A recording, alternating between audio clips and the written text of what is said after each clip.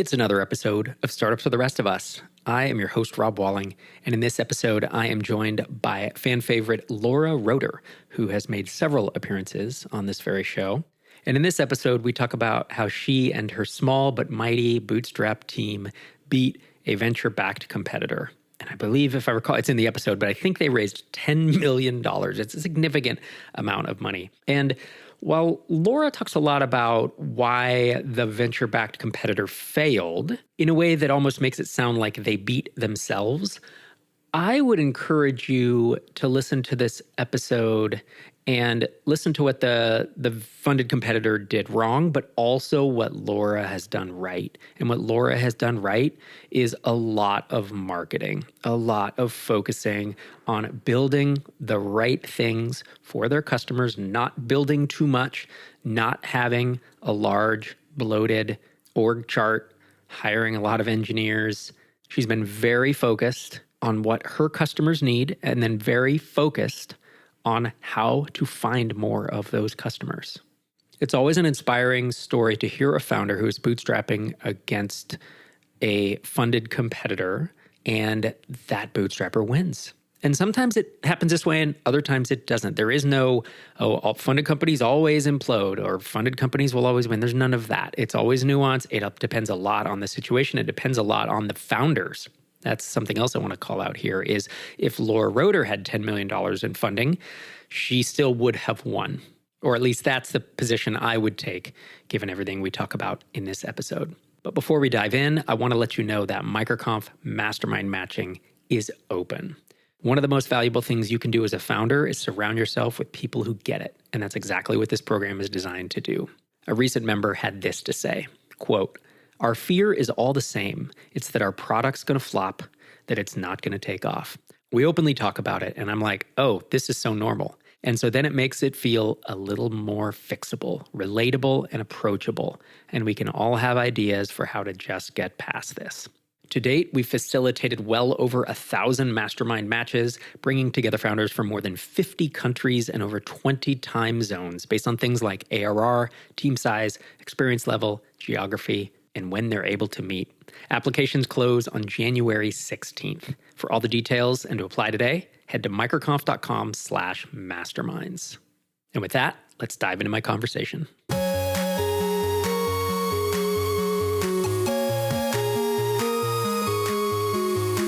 Laura Roeder, welcome back to Startups for the Rest of Us.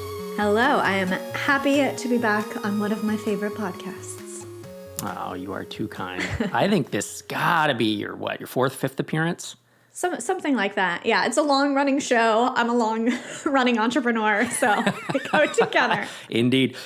You've told the story. Well, you came on and answered listener questions a few years back. You told the story of Edgar, of exiting that, I believe. I know we talked about, the whole story there, but you are a storied entrepreneur. You've had consulting, you've had info products, and most recently, for the past 10 years at least, you've had 2 SaaS companies, right? You had Meet Edgar and now Paperbell. Yes, and another one that we shut down shortly after it started, so technically. It had hog in the name. It had a pig. It had a hog in the name? Pig. Pig. What was it called? It was called Ropig. The mascot was like a robot pig. Robot pig. Oh, I love it. It's so memorable because I remembered hog. You remembered hog. I don't know. Yeah, maybe not. All right, so we want to talk about Paperbell today, and the reason I wanted you to come back on the show is I saw you tweeted out that one of your venture-backed competitors went out of business. I'll use the word imploded, but I don't know if that's accurate. They went under. And Paperbell, for the record, is fully bootstrapped, and you and your husband are co-founders, right? He's the developer, and you are everything else, marketing and sales and all that. Correct. And it's a common story because I remember like growing drip, seeing venture-backed competitors come and just hit the market and spend a bunch of money and implode. And I never really talked much about that, but there was always some really interesting nuggets in that. And so you were mentioning, hey, I might write a blog post. And I was like, just come on, let's talk about it. And if you do wind up publishing a post, we'll obviously link to it in the show notes. But can you set the stage for people? Like, what is Paperbell? What's the space it's in? When did you launch? Where does the business stand today? Just kind of give us the ground level view. Yeah, so Paperbell launched in 2020, so 5 years ago at the time of this recording. We're fully bootstrapped. We're now in the low millions ARR. Awesome. And how big's the team? It's hard to answer because we have one full-time person, everyone's freelance. So as small as possible, basically, as how big's the team. Yeah, you run really lean businesses for folks who don't know. And it's a lot of async, right? There's like almost no meetings. There's literally no meetings. Yeah. And so you take that tact, and it's for your lifestyle, right? It's like you don't want to be in meetings. That's the purpose. The business serves your lifestyle. It's a true bootstrap business. Yes, I did the meetings in the last business. I got sick of the meetings. I'm like, let's do no meetings, see how that goes. So far, it's going great. Paperbell.com if folks want to check it out. And your H1 is $47 million paid to coaches like you. Wait, you pay coaches? Paperbell is the simplest way to sell coaching online. Aha, it's a SaaS. Get your own gorgeous social-friendly website with scheduling, payments, messaging, and more built right in. The proof is in the profits. Coaches like you have collectively earned over $47 million using Paperbell. $47 million, that's a lot of money, actually, because coaches, I know it's a dicey, I guess I view it maybe as there's a lot of prosumers and hobbyists doing coaching. You think that's accurate?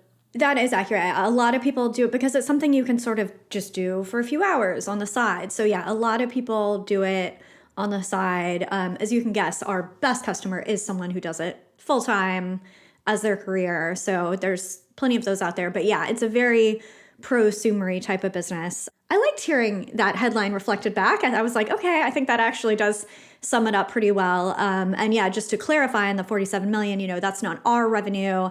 People connect their Stripe account and their PayPal account and then do their payments through Paperbell. So that's just flowing through us. We don't take any kind of cut on that, which is a benefit to our customers. So yeah, we're just a true self-serve SaaS business, $57 a month. And when you entered the space, I have to imagine there were already can I call this space the category, like, is it coach practice management or just coaching SaaS? Coaching software. Coaching software. There had to have been other coaching software that existed. Yeah. The easiest way to think of it is just kind of an industry vertical tool for coaches to do their contracts, their payments, their scheduling. And when I say coaches, I mean life coaches, executive coaches, business coaches. That's kind of most of our market. It's not fitness coaches. That's kind of a different category where they're often wanting like apps with their own workouts and meal plans. We don't do that. Yeah, so that's the market. And was it competitive when you entered it? Were there a lot of alternatives? And why entered this particular space? You have a lot of options to what you're going to do. Yeah, so when we launched, there were competitors that existed. There were no venture-backed competitors, and it was very, very fragmented. Like the competitors that existed seemed to be more hobby business type of things. I think what often happened was like someone who was a professional coach would sort of see the need for this. They would kind of try to build it, but they weren't really like software people necessarily, which, maybe that should have, you could view that either way. Like one, there was competition, but it's like, well, if there's not a one really successful competitor, maybe that's a red flag. I don't know. But what I liked about the space was one, I love self-serve, even though it's absolutely SaaS on hard mode, and you should go up market, and it makes it a lot easier, and it makes you insurance, like all the things that Rob says are true. But, I like a challenge. I like doing self-serve. I just love that market of helping the like individual coaches, creators. It's just really fun for me. And I thought that coaching would be a hugely growing market, which that hypothesis has definitely turned out to be correct. Coaching is weird. You can't actually get any numbers on it because it's not, anyone can call themselves a coach. It's not something where you have to be certified. So there's no official association and they say, we have this many members. So no one really knows how many coaches there are, but I think anyone could tell you anecdotally that they have come across more and more life coaches over the years, and it has become more and more popular. Yeah, that makes sense. A little bit to the bane of coaches like my wife, Dr. Sherry Walling, who has a psychology degree, and is like, she's like, I don't want to call myself a coach because it puts me in a bucket of a lot of people who are just calling themselves a thing, Right. So she often uses consultant, but that doesn't mean that it's not a viable market and doesn't provide value to a lot of people. And so in this episode, I want to focus on this venture-backed competitor, and is it practice.do? Practice.do? Yeah. And And they like set the stage there. So you launched in 2020. When did they launch, and were they funded by the time you heard about them, and how much, did they raise? So they also launched in 2020, and their founder is actually someone that I did know from years ago when he was more in the course space also, but we hadn't spoken in like 10 plus year. We both apparently just had the same idea at the same time. I don't think that's a huge surprise because, like I said, it was a growing market and there wasn't someone who had really completely addressed it really well. So Practice launched the same year as us, 2020, and they announced that they had raised 10 million when they launched. I think they might have called it a seed round. So the founder in his previous business had raised like 100 million. So he's someone, who's used to those larger numbers. So this is my assumption. I would assume that he thought he would go on to raise more, which they did not end up doing. 10 million is a load of money for those watching at home. Like I will often say, mostly bootstrap tiny seed, you raise 150 grand or whatever, 200 grand. It's like, that's not as much money as it sounds like if you bootstrap. Like you burn through that pretty quick. It's a salary or two. Right. 10 million bucks, that's a lot of money. And that means your goalposts are very, very high. Because if you raise that 10 million in 2020, what was it, $100 million valuation maybe, or maybe 50 million, right? So yeah, 50 million if they bought 20%, which may be more accurate. So now if you sell for $250 million, you give a 5x return to your VCs, which they don't want a 5x return. Well, and they raised from Andreessen Horowitz. So they're not expecting small returns over there. Yeah, this is like they want decacorns. They want billion or 10 billion. Right? We want to roll up the whole coaching industry, which I'm still thinking, it just doesn't seem like it's that big. Like there must have been some vision that they painted that is not just serving coaches for $57 a month. Well, coaching is kind of a weird industry. So there are a few VC-backed companies in the coaching industry. And what those companies do is they kind of have like a tech-enabled service coaching as an enterprise perk, kind of like BetterHelp for therapy. There's a few companies out there because all large corporations do have lots of coaching, actually, both provided in-house or they'll contract a firm to do their leadership coaching, stuff like that. But so there is like a coaching enterprise market, but that's not what Paperbell does. That's not what Practice does. And it's kind of a weird one where they have completely different needs because we're basically enabling individual coaches to sell their services. Obviously, if you're coaching in-house at Coca-Cola, you're not selling a service, you're just providing a service in-house. So it's not the type of thing where you're selling more of the same to upmarket. And it's also not, if you look at that upmarket space, they don't need a ton of software or like custom software necessarily. Got it. So yeah, it is an interesting, not fragmented market, but kind of sounds like there's a dichotomy there with the enterprise and the self-serve is like different. Yeah. It's called coaching, but it's not really the same. Like it's very different ICP. Right. Especially as far as the business model works. So yeah, I was not in their pitch meetings, but I would think, part of it could just be like coaching, because it's true. Like there's a lot of coaching going on. There's some money going into coaching. We're going to capture that in some way. And so maybe, that was their pitch, or maybe they planned, I always assumed that they planned to start in coaching and then kind of expand to a larger freelancer. There's a lot of tools out there just for general freelancers to kind of manage their business, take payments, stuff like that. I thought they would go in that direction, which, before the call, I sent you we looked sort of through their website over the years. They sort of did try to go there for a while, but never fully went there. And so for folks wondering what we're going to cover, I want to talk a little bit about what you feel like they did wrong, the things, because you're still alive doing millions a year in ARR, and they're now out of business, even though they had such a head start with 10 million in the bank. So I'd love to hear, we're going to dig into the things that you did differently, as well as even like to jump to the spoiler, you had a conversation with the founder of Practice, I guess, as they were kind of knowing that they were struggling about potentially acquiring the business, which I think is a fascinating part to this story. So you outlined a handful of things, that they did differently and that you feel like, some of these as I read them, I'm like, oh yeah, these are classic engineering mistakes, classic like technical founder mistakes. And the first one is you said they over-invested in engineering too early, that they launched an Android and iOS mobile apps either immediately or very early on.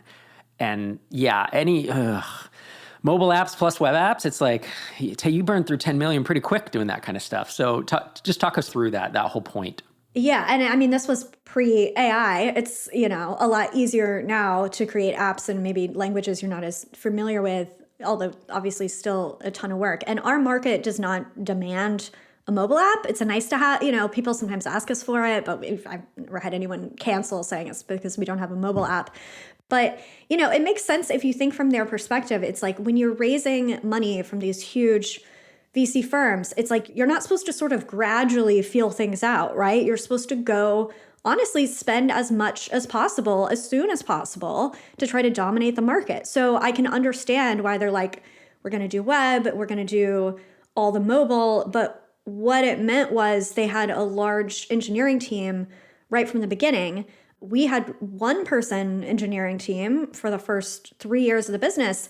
And our one person was able to build extremely similar to what their entire team built. The big thing, we didn't have the mobile apps. That was the big difference. But as far as the functionality of the software, it was like extremely, extremely similar.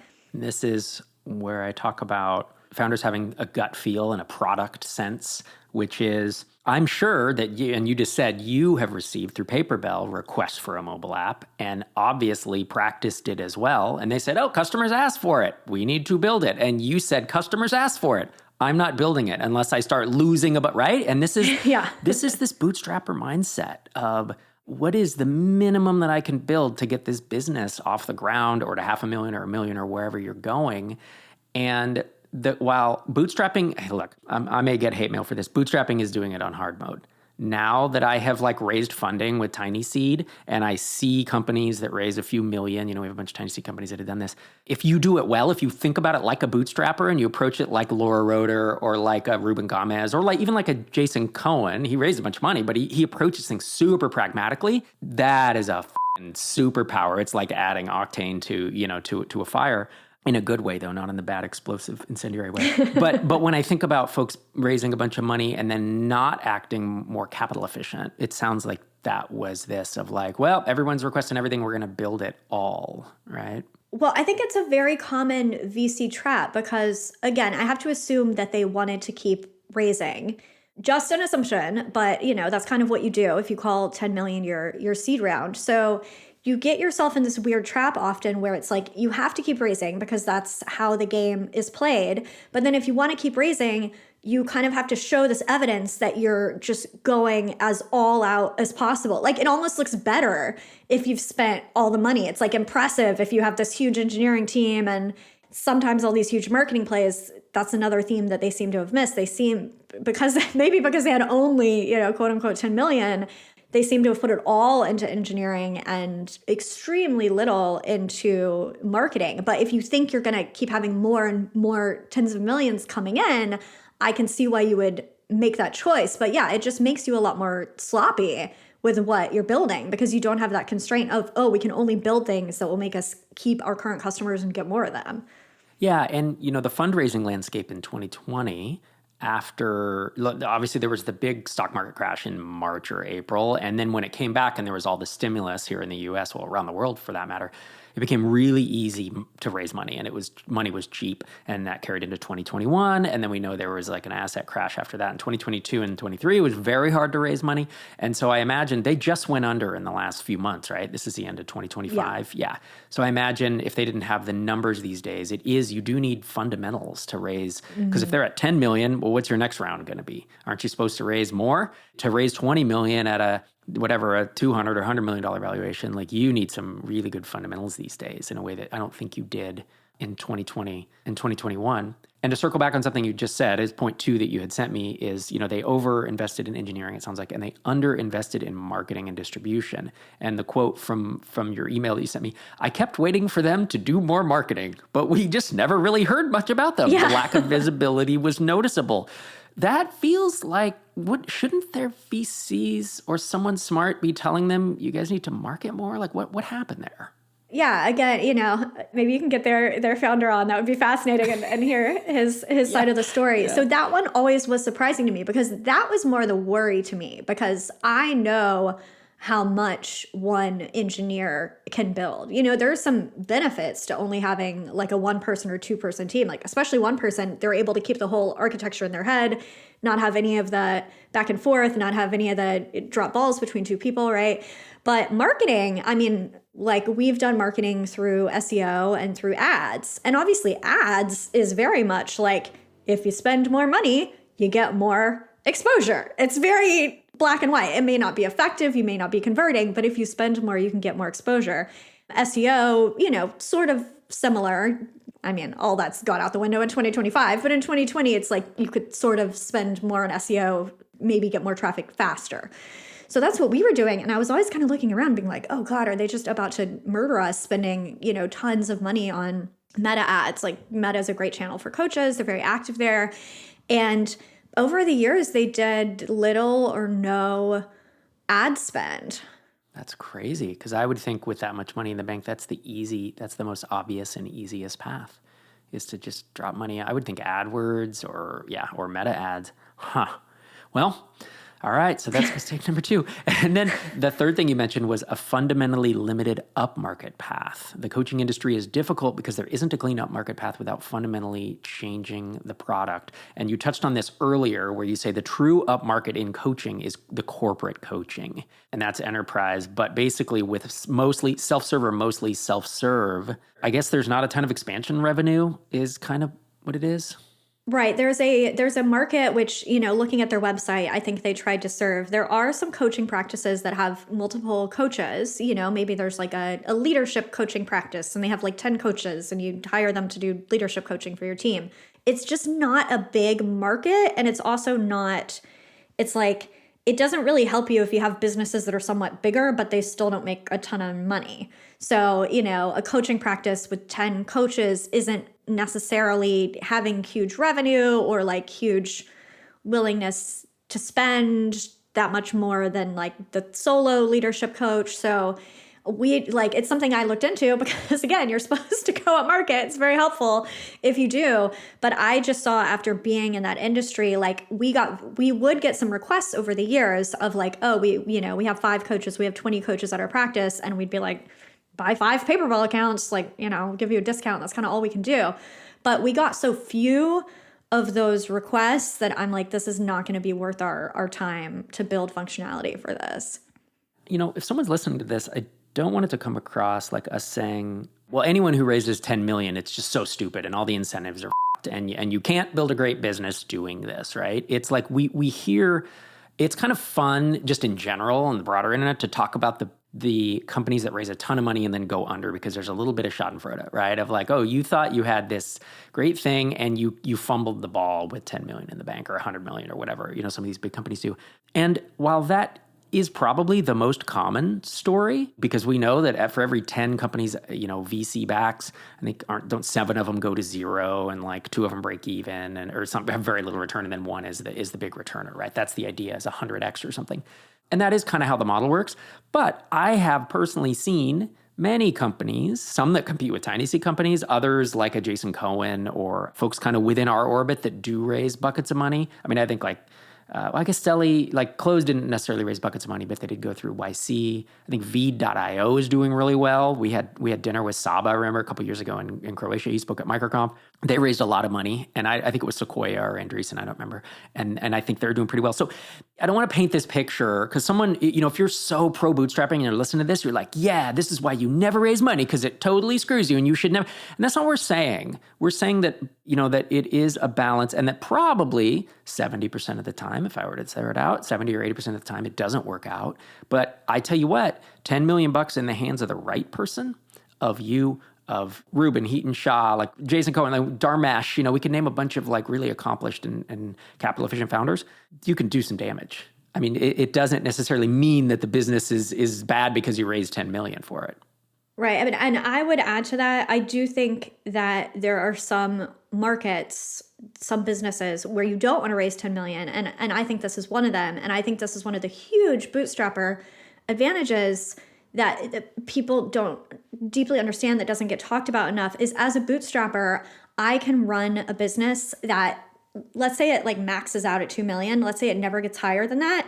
and I can take home $1 million a year. Yeah. You know what I mean? That's obviously a great outcome for me, but that's a zero. That's a dud in VC world. So there are actually, I think, more SaaS opportunities than a lot of people realize because by definition, they're too small for VC. And coaching might be one of them, you know, the way that we've approached it, Paperbell serving just these one-person businesses. Because even if Paperbell goes to 50 million, that's still not a VC win, right? Like the numbers are just so different. Like VC, again, depending on how much you raise, they're often, looking for businesses that are doing hundreds of millions or more in revenue. So it does also have to be a match, what the business model is, who you're serving, and the amount that you're raising. Yeah, that's a good point. I really like the Wayback Machine headlines you sent me for practice.do. Is that what it is? D-O? Practice.do? They just called it practice. Practice, okay, for practice. I haven't heard the do TLD before, but I remember when we were building Drip and I would look at the newer entrants into the market. A lot of them had some type of venture money or some type of funding, and I would watch their headlines change every 4 or 5 months and dramatically. And I was like, oh, they're floundering. Like they don't really know what they're doing, or maybe they do know what they're doing, but they're just not finding product market fit. So they just keep changing it. And I'm not saying that necessarily about practice, but you look at their headline from 2021, the H1 launch and manager coaching business instantly. So it's like, all right, it's for coaches, right? In 2022, streamline your coaching business. We help coaches consolidate clunky, disjointed, and annoying systems into one simple place. All right, this still checks out. It's a little different. 2023, give clients a simple way to schedule, sign, submit a form, pay, message you, get reminders, schedule. Practice has everything you need for your client-based business. So there's no coach anymore. It's now anyone with a client. 2024, stop tracking sessions manually. Give your team the tools that I don't think of coaches as having a team in general. Give your team the tools to schedule, track sessions, manage clients in real time automatically. And then the 2025, the last homepage before they shut down, the appointment platform built for growth. I mean, that's almost a completely different category. It is. Empower your team with the scalable tools to track, manage, and grow bottom line. Were you looking at these headlines over the years, or did you just look at them retroactively? It was interesting looking at them retroactively for this podcast because I kind of popped in over the years, but I'm definitely someone who is more, have some awareness of what your competitors are doing, but I'm more kind of focused on my own thing. But they were always the one I was most interested in because they launched in the same year as us and raised 10 million, where none of our other competitors had. So I was certainly worried about them taking a lot of the market, but also it was also along the way this kind of parallel journey because we'd launched at the same time. So I did notice that 1 year in the middle when they started to go more just sort of general client business and small business, I actually thought at that point, I'm like, oh, this is that makes sense to me. I think they saw that this was not a big enough market for the amount they've raised. I think they're going to go broader. But then they seem to move from there to I think those later headlines are trying to serve, again, those multi-coach practices is kind of my best guess. So, and again, this is where VC world can be so different from bootstrapper world.